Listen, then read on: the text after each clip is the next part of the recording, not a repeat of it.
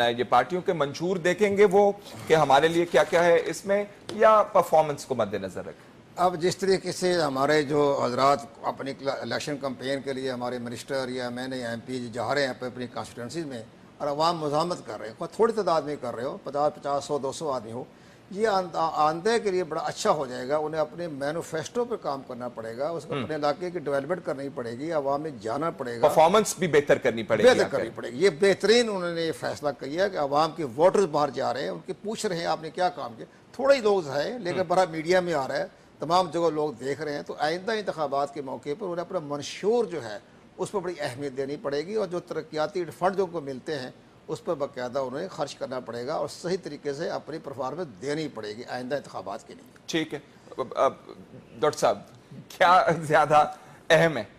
मेरा ख्याल ये है कि मंशूर तो आवाम पढ़ते नहीं, मंशूर की बुनियाद पर जलसे जुलूस में वो नारे ज़रूर सुनते हैं। नारे कभी मंशूर का सब्स्टिट्यूट नहीं होते, नारे नारे ही होते हैं। और पाकिस्तान की सियासी सकाफत में नारे और नारे मारने वाला, नारे मरवाने वाले और आवाम के साथ जो उनका बयानिया है वो बहुत अहम होता है।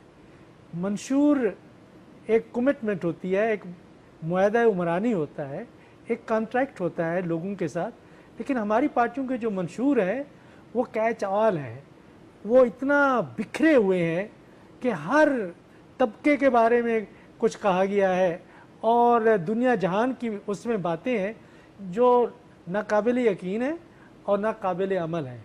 और वो फिर जो मंशूर हैं, कोई भी मंशूर किसी भी पार्टी का उठा के देखें, वो सब एक नारों का एक लंबा सिलसिला है जो पिछले 30-40 साल से सामने नज़र आ रहे हैं। हाँ, मैं ये ज़रूर कहता हूँ कि पाकिस्तान पीपल्स पार्टी का जो 1970 के इलेक्शन का मंशूर था वो एक ज़बरदस्त मंशूर था, और वो एक नज़रियाती भी था, और एक पाकिस्तान को एक तरीके से बनाने या जो भी उनका मतमा नज़र था